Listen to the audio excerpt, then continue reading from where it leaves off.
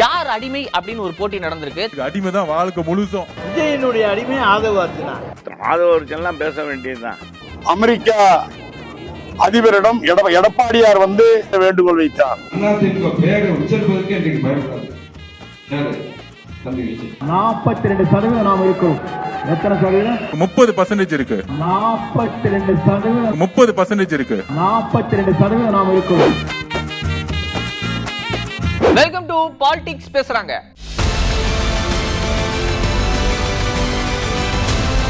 தாவேகாக்கு 42% வாக்கு வங்கி இருக்கிறதா செங்கோட்டையன் சொல்லியிருந்தார். ஆனா அதை அப்படியே திருப்பி போட்டு 24% முதல்ல வருதான்னு பாருங்க அப்படின்னு அமைச்சர் ரகுபதி ரியாக்ட் பண்ணியிருக்காரு. 24 இருந்தாலே பெருசு, திருப்பி போட்டான் என்ன.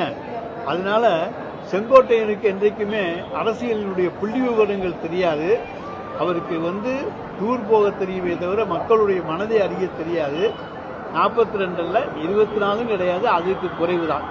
ரெண்டே பேருக்கு தான் போட்டியே, சாரி போட்டி இல்ல ஃபைட்டு.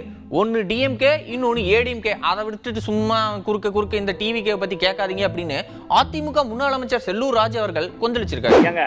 எங்களுக்கும் டைரக்ட் ஃபைட்டு திமுக தான். நீங்க தேவையில்லாம திசை மாற்றி செங்கோட்டையன் ஆதவ அர்ஜுனா இப்படியே பேசி நீங்க இதை மாத்துறீங்க, திசை மாத்துறீங்க. இந்த ஊடகங்கள் நான் தயவு செஞ்சு கேட்கிறேன், தயவு செஞ்சு இனிமேல் அவங்கள பற்றி என்கிட்ட கேட்காதீங்க, தயவு செஞ்சு கேட்காதீங்க. எங்களுக்கும் திமுக கூட்டணிக்கும், அண்ணா திராவிட முன்னேற்ற கழகம் தலைமையிலான கூட்டணிக்கும் திமுக கூட்டணிக்கும் தான் நேரடி ஃபைட்டு, நேரடி போட்டி.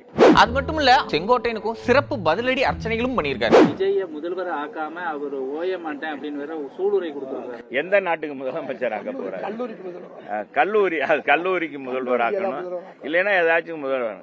சும்மாங்க கிழமை என்ன பேசினாலும் சரி, அவர் போய் இனிமேல் இந்த ஆள் கிழமை, இந்த செங்கோட்டையனுக்கு வயசு என்னங்க, இனிமேல் இவர் போய் எந்த நாட்டில் போய் என்னத்தை போராடி என்னத்தை விஜயை கொண்டு வந்து இப்படிப்பட்ட ஆளெல்லாம் இவெல்லாம் என்ன செஞ்சு, இவெல்லாம் தூய்மையின் பிறப்பிடமா? இவர் என்ன தூய்மையானவரா? ஏங்க இதெல்லாம் நான் எங்கிட்ட இருந்தவர், நாங்கள் அவரவே நாங்கள் பல்ல குத்தி மூந்து பார்க்கணும்னு நினைக்கல. ஏன்னா அவர் செங்கோட்டையன் ஒரு காலத்தில் எங்கள் இருந்தவர். அவரை பற்றி நாங்கள் பேசுவது இப்போ எங்களை பேசுவது. ஆனால் அவருக்கு தெரிய மாட்டேங்குது பாருங்க, அவருக்கு தெரிய மாட்டேங்குது. போயிட்டு சும்மாவும் இருக்காம ஏப்பா நீ அங்கேயே அவங்க ஏத்துக்கிற மாட்டேன்றாங்க, நீ கிளவை நீ பேசாம இருக்கியா அப்படின்னு தள்ளி விட்டுட்டு போயிடறாங்க.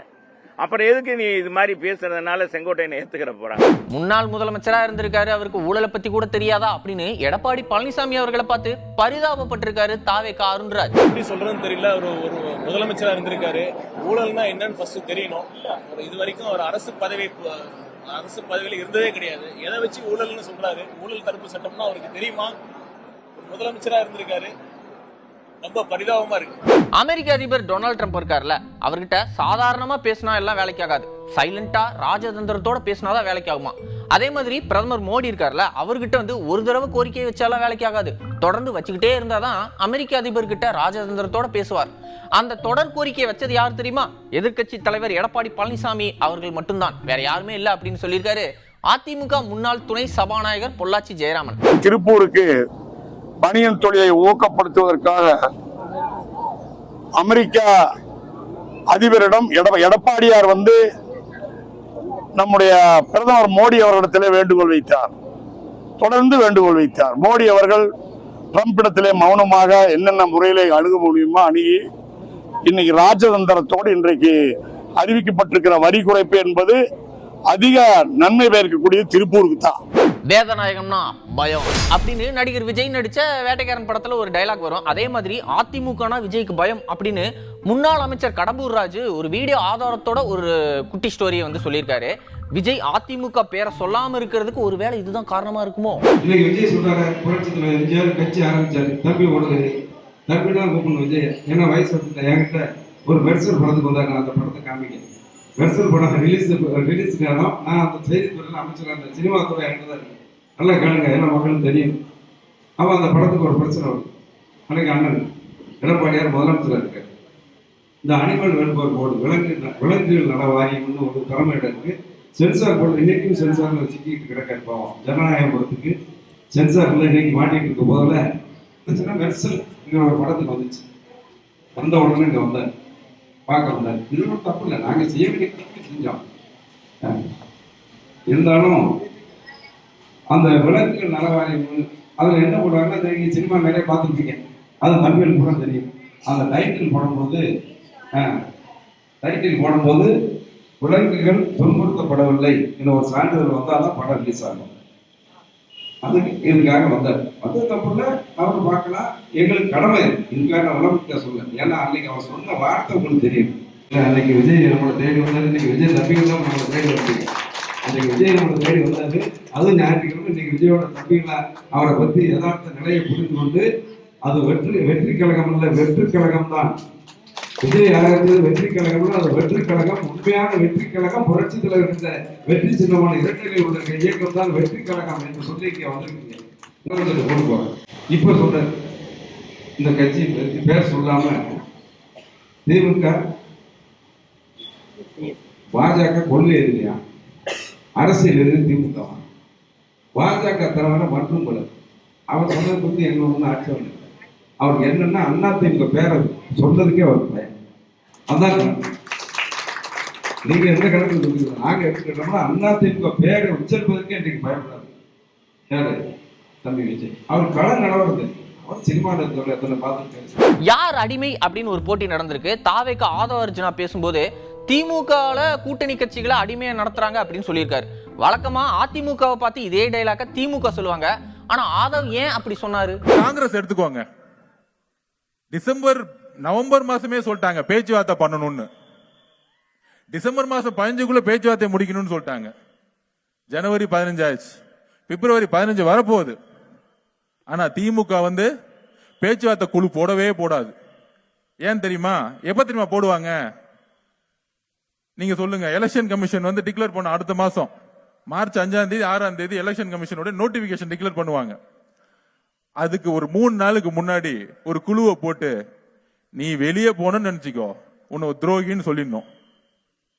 உனக்கு 25 சீட்டு தான், நீ எங்களுக்கு அடிமை தான் வாழ்க்கை முழுசும். அப்ப தொண்டர்கள் எங்க இருப்பாங்க? இந்த 4.5 வருஷம் காங்கிரஸ் தோழர்களுக்கு என்ன கிடைச்சிச்சு? காங்கிரஸ் மாவட்ட செயலர்களுக்கு என்ன மரியாதை கொடுத்தாங்க?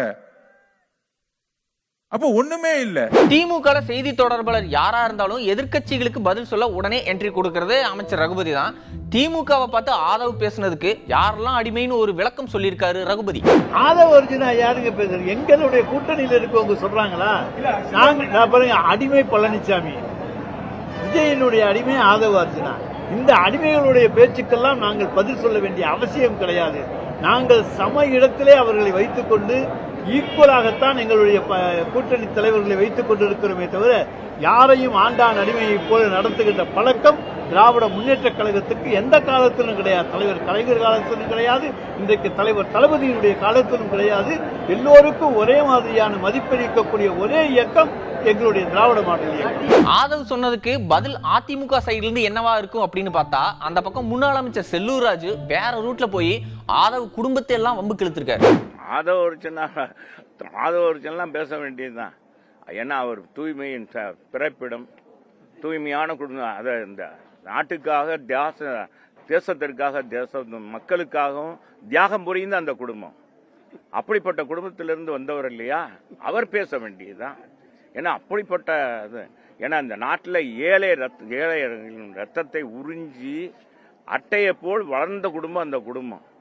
இதைத்தான் அம்மா யாராலும் நிறுத்த முடியாத இந்த லாட்டரி சீட்டே ஒழித்தாங்க. ஆனாலும் அந்த லாட்டரி சீட்டை பல மாநிலங்களே அந்த குடும்பம் தான் நடத்திட்டு இருக்கு. இன்னைக்கு ஏழைகளுடைய ரத்தத்தை உறிஞ்சி இன்னைக்கு குடித்து கொண்டு அதன் மூலமாக இன்னைக்கு வளம் கொண்டு இருக்கிற ஆதவ அர்ஜுனா பேச வேண்டியதுதான். விஜய் கட்சியோட கொள்கை விளக்கம் எல்லாம் சிறப்பா போய்கிட்டு இருக்குது. தேர்தலை வைக்க வேணாம், நாங்க ஜெயிச்சிட்டோம் அப்படின்னு சொல்றாங்க. அதுல என்னன்னு பாத்தீங்கன்னா, ஆதவ அர்ஜுனா ஒரு புள்ளி விவர கணக்கு சொல்றாரு. நிறைய பேருக்கு புரியல. இன்னைக்கு உறுதியா சொல்றேன், இன்னைக்கு நமக்கு 30% இருக்கு. 27% கிராஸ் பண்ணிட்டோம். எந்த ஒரு கட்சி 25% கிராஸ் பண்றதோ அப்பவே உருவாயிருச்சு, மக்களுடைய அலை உருவாயிருச்சுன்னு அர்த்தம். செங்கோட்டையின் ஒரு புள்ளி விவர கணக்கு சொல்லியிருக்காரு. பாவம், அவங்களே கன்ஃபியூஸ் ஆயிட்டாங்க போல. நம்முடைய கணக்கு எப்படி இருக்கிறது என்றால், கரூருக்கு பிறகு, கரூருக்கு முன்பு, கரூருக்கு பிறகு, ஜனநாயக படம் முழக்கப்பட்டதற்கு பிறகு, அவர் சுற்றுப்பயணத்தை மேற்கொண்டதற்கு பிறகு இன்றைய நம்முடைய நிலை என்ன என்று சொன்னால் 42% நாம் இருக்கிறோம். எத்தனை சதவீதம்? எல்லா கட்சியும் சேர்ந்து 40% எட்டி பிடிக்க முடியல. நாம் ஒரே கட்சி. ஏன் டெல்லி நம்மளை கண்டு பயப்படுதுன்னு சொன்னீங்கன்னா இதுக்கு காரணமே அதுதான். ஸ்டாலின், எடப்பாடி பழனிசாமி, விஜய் எல்லாரும் ஒரே மேடையில் இருந்தா எப்படி இருக்கும்? கேட்கவே நல்லா இருக்குல்ல. அப்படி ஒரு காட்சி சென்னையில நடந்திருக்கு. ஸ்டாலின் என்ட்ரி கொடுக்கிறாரு, ஒரு வரவேற்பு. உதயநிதி ஸ்டாலின் என்ட்ரி கொடுக்கிறாரு, அது ஒரு வரவேற்பு. அப்படியே திரும்பி பார்த்தா விஜய் மாஸ் என்ட்ரி. இந்த பக்கம் பார்த்தா எடப்பாடி பழனிசாமி அவரோட என்ட்ரி. நம்ம ஊர் அரசியல்வாதிகள் இவ்வளவு ஒற்றுமையா இருக்காங்களா அப்படின்னு பார்த்தா அதுதான் இல்ல. ஆந்திர முன்னாள் முதல்வர் ஜெகன்மோகன் ரெட்டி இருக்காருல்ல, அவருடைய வீட்டு கல்யாணத்துக்கு போய் எல்லாரும் வாழ்த்து தெரிவிச்சிருக்காங்க.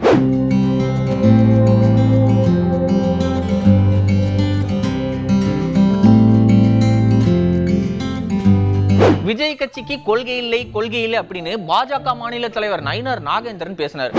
இங்கே கூடியிருக்கிற கூட்டம் எதையும் எதிர்பார்த்து வந்த கூட்டம் அல்ல, ஆனால் கொள்கை இல்லாமல் ஒரு கூட்டம் இன்றைக்கு கூடிக்கொண்டே இருக்கிறது. ஆனா பாருங்க, அந்த டைலாக்கை எங்கேயோ கேட்ட மாதிரியே இருக்குது அப்படின்னு தேடி பார்த்தா விருதுநகர் மாநாட்டில் உதயநிதி பேசின அதே டைலாக்.